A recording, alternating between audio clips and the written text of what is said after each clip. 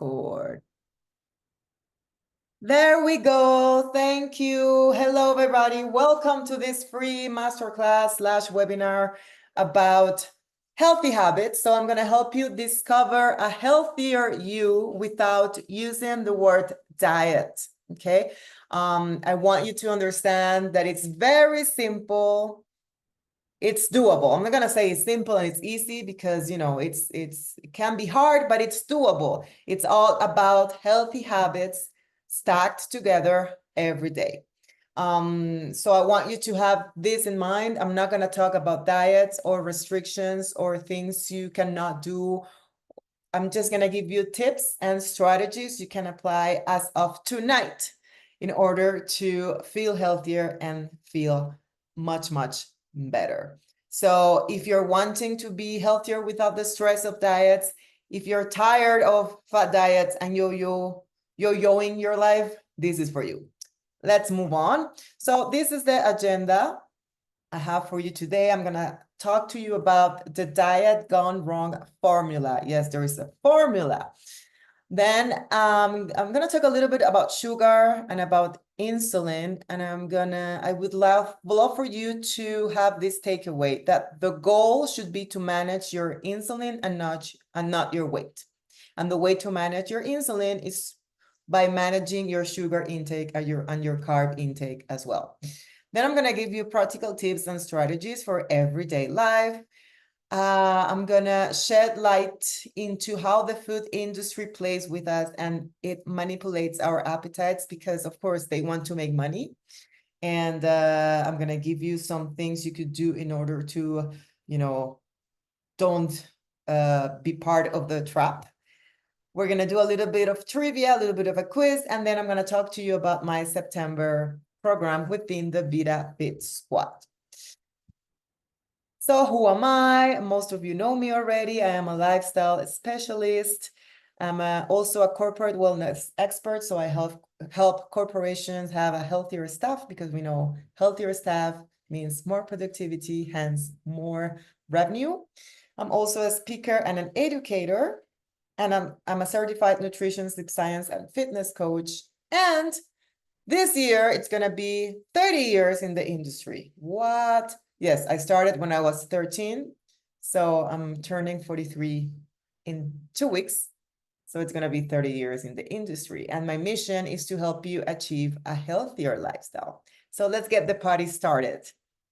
This is the formula I was talking to you about. So it's the diet gone wrong formula. If you remember chemistry back in the day in high school, it looks a little bit like it. I hated it. Maybe you liked it, I don't know. But let's talk about this formula in particular. So you have the C for counting. If you have been on a diet, maybe you were told to count your calories, to count your macros, to, I don't know, count your meals, like you need a spreadsheet every time you're going to eat. I remember when I was doing my bodybuilding preparation for the competition, I would have to count 21 almonds, not less, not more. 21. I would have to weight everything. The only thing I was having without even thinking about it was water. Everything else I had to wait and measure. It's tiring and it's not a way of living and it's not healthy. Then we have CO for complicated. Of course, all this counting made things super complicated, or maybe you're not counting, but then you're using containers, colors, points, rewards, cheat meals, you name it. So it doesn't help. We should simplify it and not make it harder for us to actually have a healthier lifestyle. Then we have BR for boring. Maybe if you eat broccoli with chicken breast and brown rice forever, you're gonna be able to be healthy, manage your weight, manage your insulin, manage everything and feel, yeah, but within 2 weeks, you're gonna be absolutely bored and you're gonna hate your life. That's not the point. It shouldn't be boring. It should be, your nutrition should be beaming variety and colors, okay? Then you have IN for information. when you go to, I don't know which is your favorite search engine, but whether it's Pinterest, YouTube, Instagram, Facebook, and you try to look for information about how to live a healthier lifestyle, oh my God, you see tons of stuff. Most of them are just ridiculous. So it's overwhelming, it's hard, and I'm here to help. Then you have M for motivation. Motivation, it's not reliable. You start off super motivated, but then 2 weeks in, it's like, so this is where the M should become a D because it's more about discipline. Remember, discipline is what you do when even discipline is doing what you don't feel like doing because you know you have to do it. It's like you don't want to do it, but you know you have to, and you go for it. And the beauty of eating healthy and moving is that once you do those things that maybe at the beginning you were like, oh, I don't want to, but then you do them, you have a healthy plate, or you go for a walk, or you go to the gym, you feel absolutely great. So there is an instant reward that we love. Then you have the U for unsustainable. Because of all of the reasons as I just explained, it's not sustainable to have a diet, quote unquote, like that. It's not sustainable. And what's worse, it's number 7, GA, you're going to gain it all back. So maybe you lose 5 pounds in 2 weeks. You're going to gain it all back because it's unsustainable. You're not going to be motivated. You're going to jump back to your old, not so healthy habits, and it's going to come all back. So all this stops today.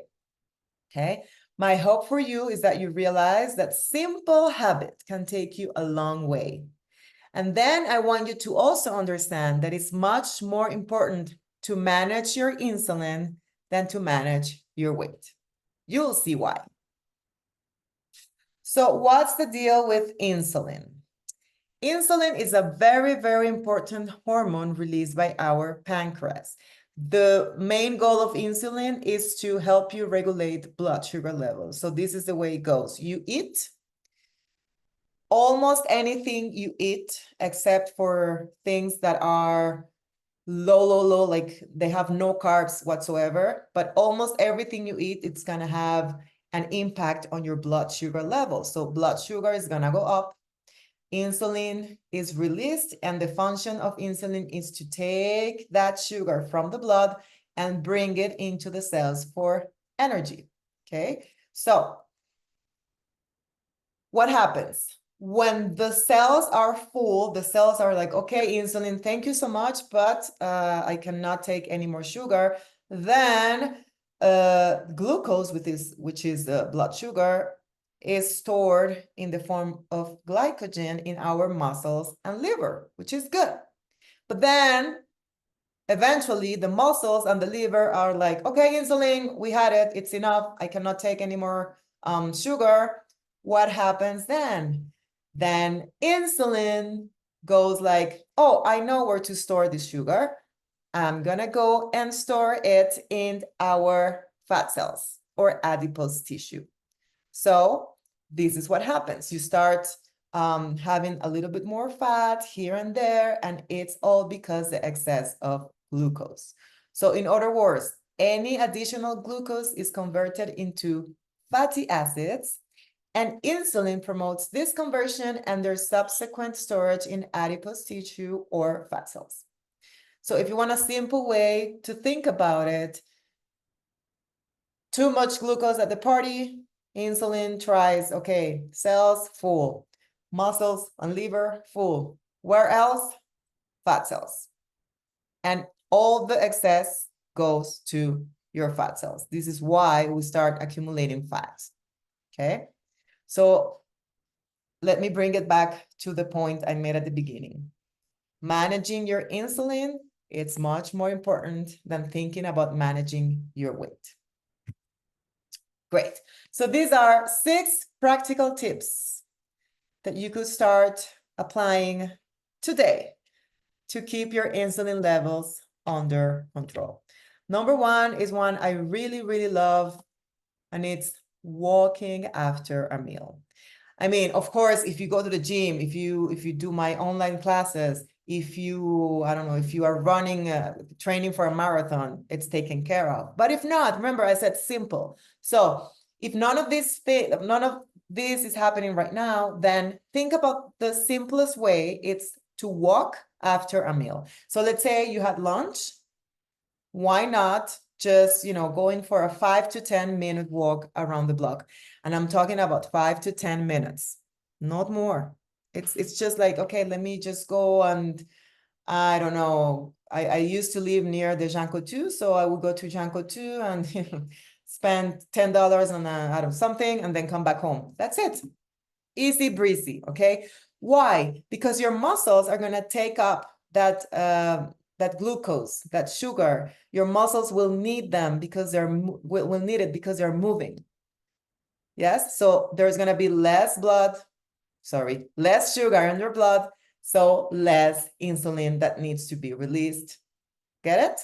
Yay! So very simple. Then eat healthy. No, that's not what I was gonna say. Eat healthy, it's so like, what do you mean by eating healthy? No. So here with this picture, I want you to think about two things. The sequence or the order in which you eat your meals and the combinations you could make in order to avoid sugar spikes. Remember, if we have a sugar spike in our blood, then a bunch of insulin needs to be released, and that's what we are avoiding. So the order, try to eat your protein first. So imagine you have, I don't know, some chicken, some veggies, and a little bit of brown rice or a piece of bread or something. Start with the protein, have your first bite be protein and then fiber, which is the salad, and then you go with the rice. Why? Because it takes longer to digest protein.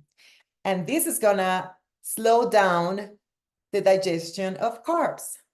Hence, you're not gonna have such a how do you say it, violent sugar spike. See how easy? So from now on, take a look at your plate, start with the protein, take a bite, 2 bites of protein, then 2 bites of your fiber, your salad, then your rice, and then have everything. Then I talk about 2 points. So the second point would be the combination. When you're gonna have sugar, try to mix it or have it along with some fats or fiber. Example, peanut butter and jelly, or an apple with almond butter. Why? Once again, these healthy fats will help with the absorption of carbs. So your sugar spike, it's not gonna be as high. So see, I'm not talking about not eating this or that. I'm just giving you tips on how you can eat everything, but managing your insulin levels. Now this one, if there is anything I would tell you not to eat, is that. That's not even food. But well, if you do, just try to not have it first thing in the morning. This is my next point. You can have dessert, but not for breakfast. Okay. When you wake up, you have been fasting for a couple of hours, ideally 12, okay, around 12 hours. You don't want your body to wake up to this humongous amount of sugar. Why? Sugar spike, big insulin release, and everything we just talked about. So if you really, really, really want to have this cereal, try to have an avocado toast first, or some eggs, or maybe a little bit of Greek yogurt, and then you can have that thing, which I wouldn't have. But anyway, I'm not here to restrict. I'm just here to give you tips and hacks, okay? So sugar, desserts are fine, but not for dessert. And desserts, it's a cultural thing. They go last.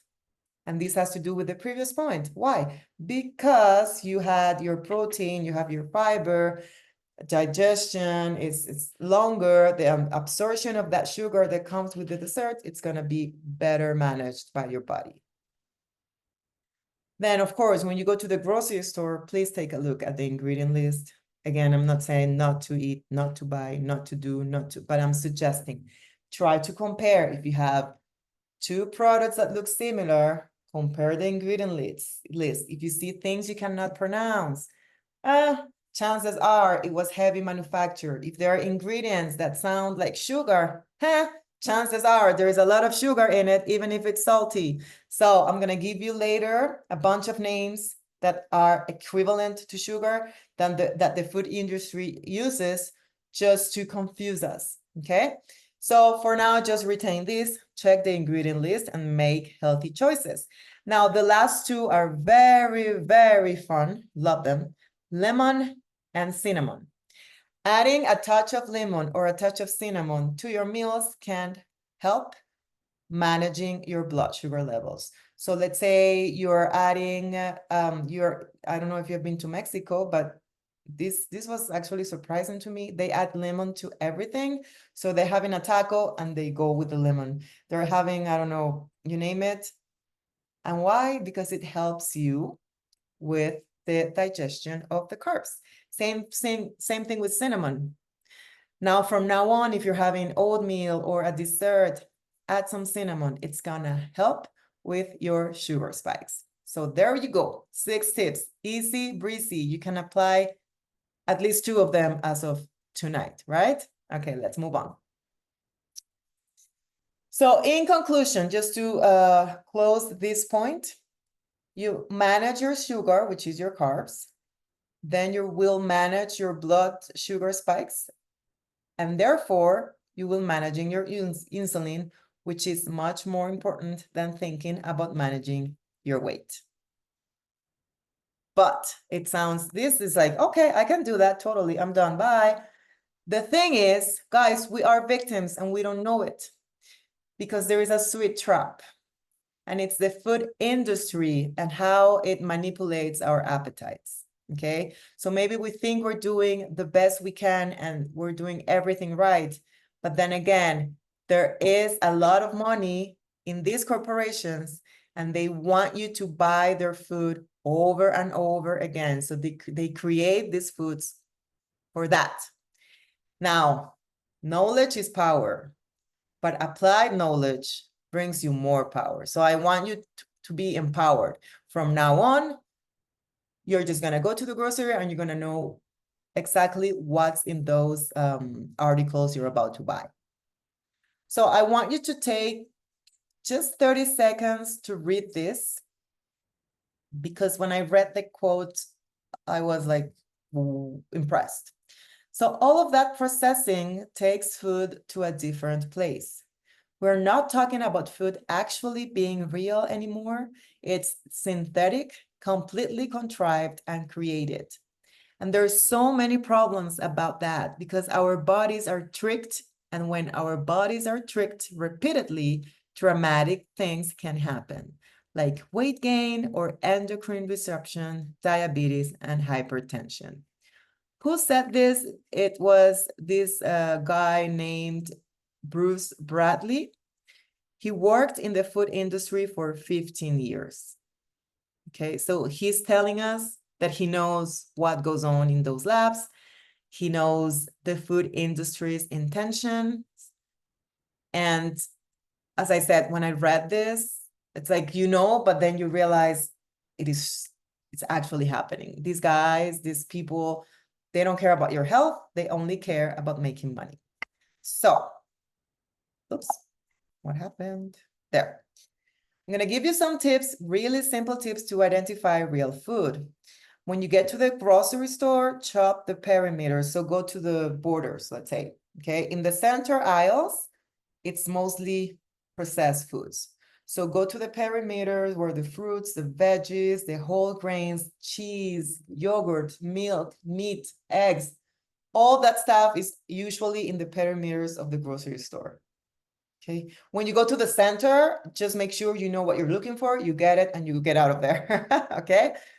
Then, back to the ingredient list. If it has a bunch of things you cannot pronounce, then it was heavily manufactured, so it's not real. The more natural the food, the less packaging it has. Think about spinach and a box of cookies. However, I'm not saying everything that comes in a package, everything that's in the box or in the bag is bad for you. No. There are things that are baked, that are grilled, they're steamed, sauteed, that they're not bad, and they're still packaged. So that's why I mean, it's not about not having packaged food. It's just being aware and conscious of exactly what you're getting. Then you have whole grains like quinoa, brown rice, oats, whole wheat. Those are much less processed and retain more nutrients than their refined counterparts like white flour. So if you have the possibility to choose, try to go for whole grains. Try to eat real food, okay? Something else you could use is this Nova food classification that I absolutely love because it's very practical. You have 4 groups. Group number 1, number 2, and group number 3 are foods that are perfectly fine.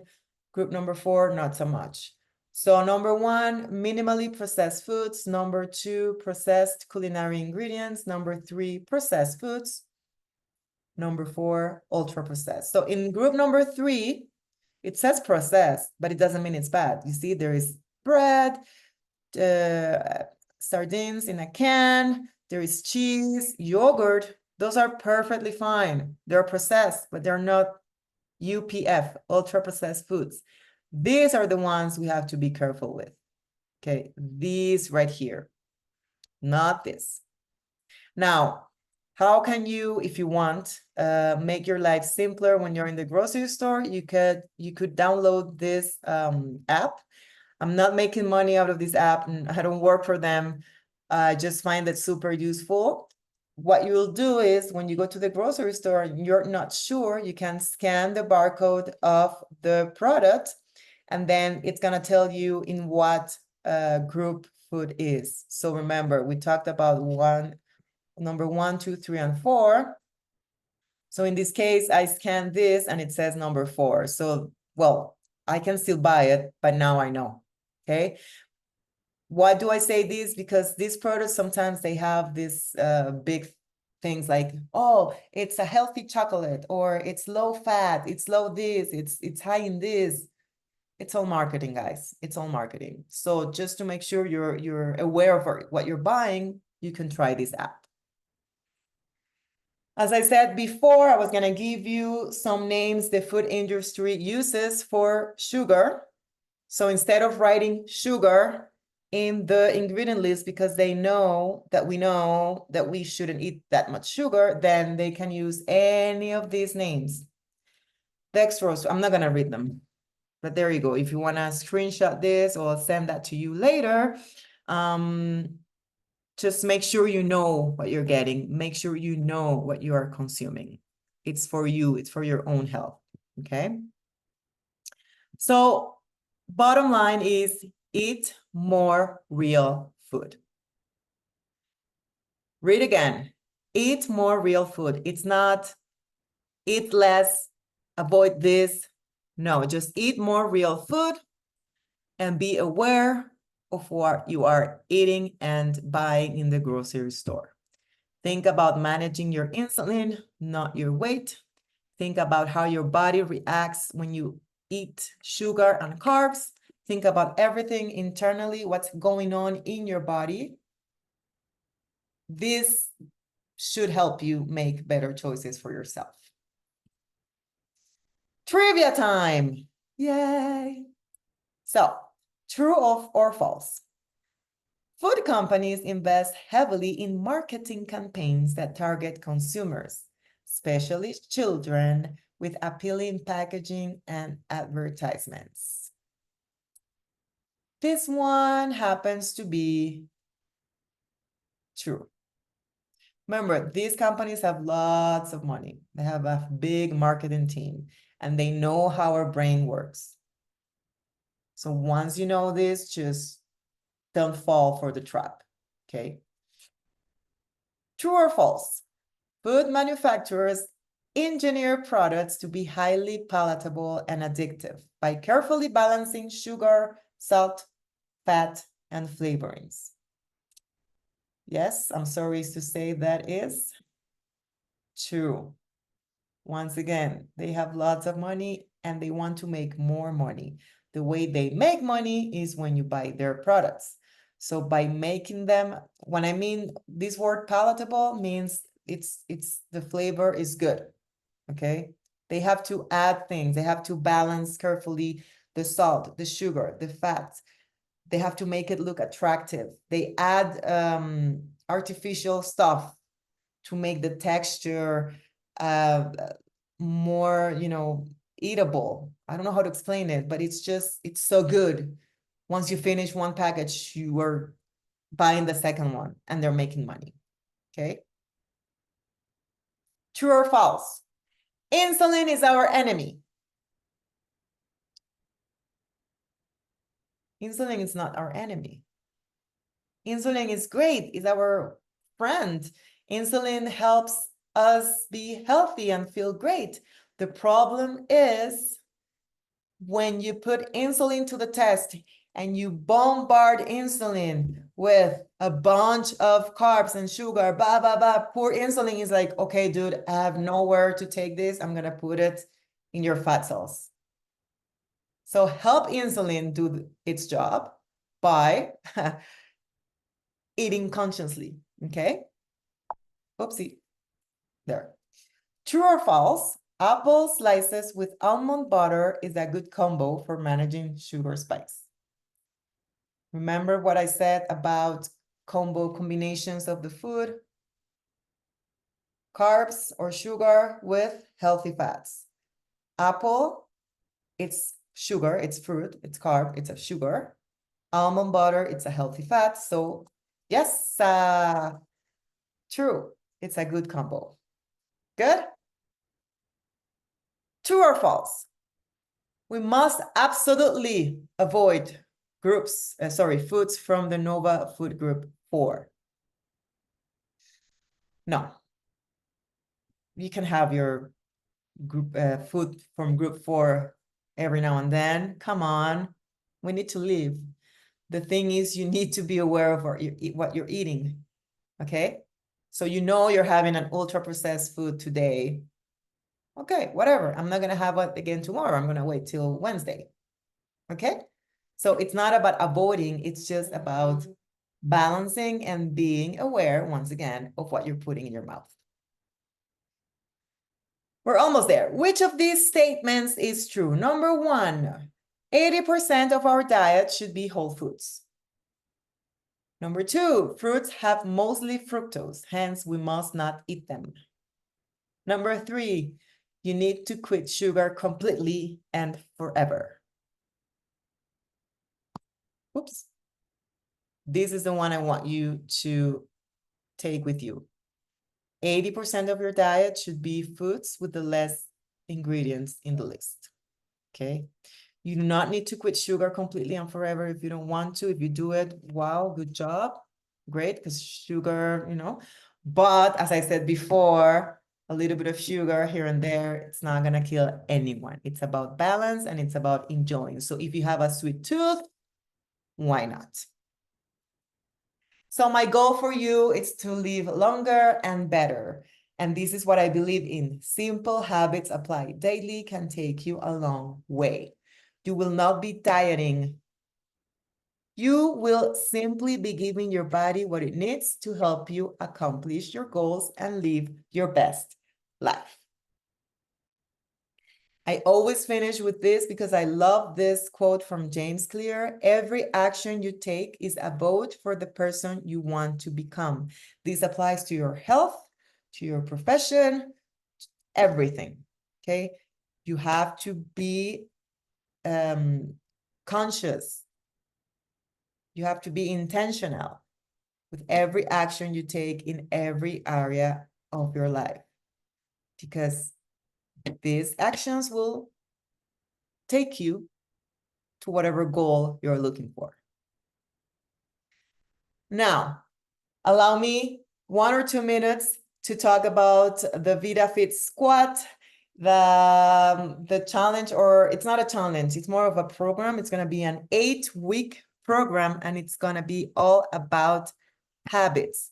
So what we're going to do is habits like the ones I talked about during this webinar are the ones we're going to be working on for 2 months, so that by the end, it's gonna be something easy for you. You know what I mean? It's not about dieting, it's not about restrictions, it's about, how you eat your plate, how you go grocery shopping, water intake that I didn't talk about, more walking, maybe you're going to start training. It's a perfect time if you have kids because kids are back to school. It's the fall, summer is gone. There are no more barbecues, no more sangrias. So now you can refocus and be ready for the end of the year. So what can you, sorry, we start September 14th till November 9th. September 14th is my birthday, so it will be a great birthday gift if I see you there. And this is what you can expect. General goals, I always work this with my girls, is taking at least 5K steps, 5,000 steps, and drinking 2 liters of water.